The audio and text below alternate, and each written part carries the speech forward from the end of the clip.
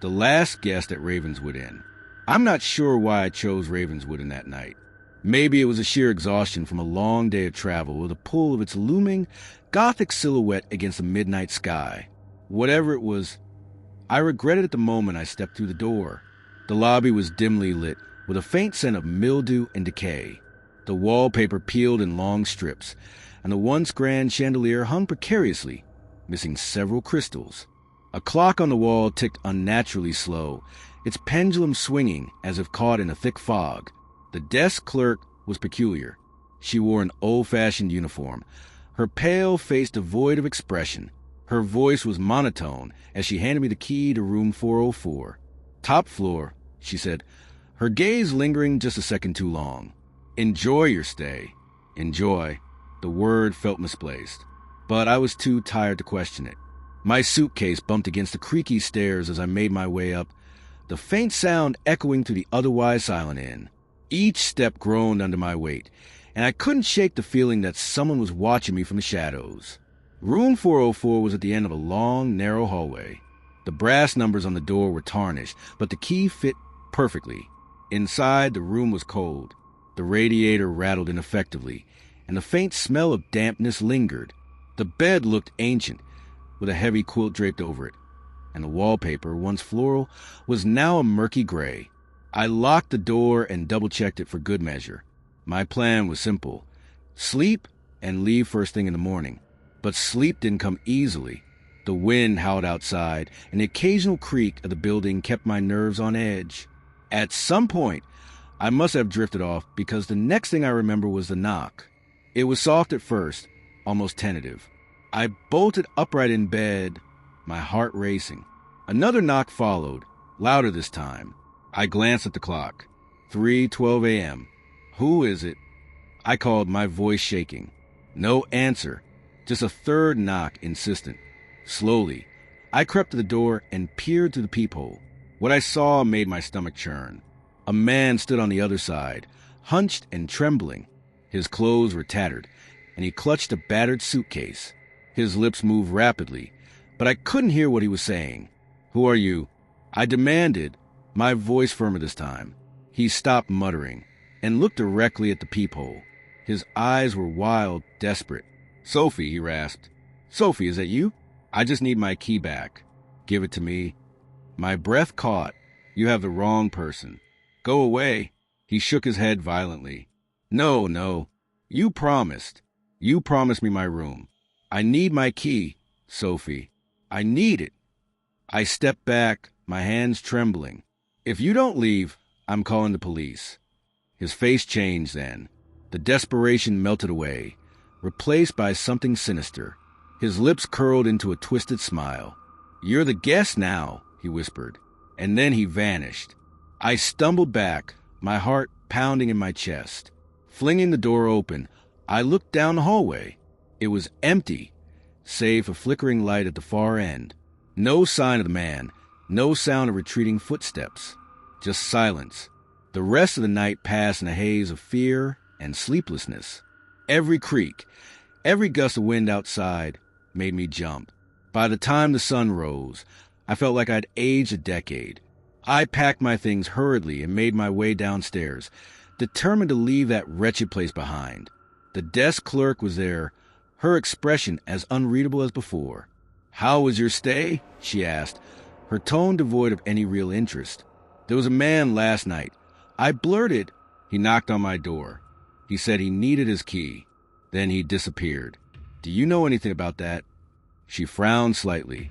"There are no other guests," she said, "and no one has checked into room 404 in years." Her words sent a chill down my spine. I didn't bother arguing. I just wanted to leave. But as I turned to go, something nagged at me. The man's suitcase. He'd been holding it when he knocked. What if he left it behind? Against my better judgment, I went back to room 404. The door creaked open, revealing the same cold, damp space. And there, in the corner, was a suitcase. My hand shook as I approached it. The leather was cracked and worn, the clasps rusted. I hesitated, but curiosity won out. I opened it. Inside were clothes, my clothes, folded neatly, just as I had packed them. but they were old, yellow with age. Beneath them were receipts, each one stained with dark, dried blood. My name was scrawled across them in jagged handwriting. The dates, they were over a century old. My breath hitched. This couldn't be real. It wasn't possible. But the evidence was right there, staring back at me. Ravenswood didn't just claim its guests. It trapped them, pulling them into its decaying grasp, erasing them from the world outside. I fled. I don't remember running down the stairs or bursting to the front door. All I remember is the cold air hitting my face as I stumbled onto the street. But as I turned to look back, the inn was gone. In its place was an empty lot, overgrown with weeds. I've tried to forget that night, to convince myself it was some kind of nightmare. But every now and then, I hear a knock at my door late at night, and I'm terrified to look, afraid that one day, Ravenswood will come to claim me again. I'll never forget the night we checked into Hotel Aden. Nathan and I had been on the road for hours, the rain blurring the neon lights of New Orleans as we pulled into the hotel's lot. The building loomed above us, its old-world charm wrapped in the eerie glow of the streetlights. It was a far cry from the cozy inns we'd usually pick, but exhaustion outweighed my unease. 1 room for 2, Nathan said, his voice rough from the long drive as he leaned on the counter. The clerk, a gaunt man with deep-set eyes, smiled thinly and handed over a key card. "Room 303, he murmured. "Welcome to Hotel Aden." The elevator ride to the 3rd floor was sluggish, the kind that groaned with every floor it passed. When the doors finally opened, a draft greeted us, carrying the faint scent of mildew. The hallway stretched before us, dimly lit and lined with ornate doors. Room 303 was at the far end. Inside, the room was surprisingly elegant, dark with furniture, velvet drapes, and a bed that looked inviting enough to collapse into.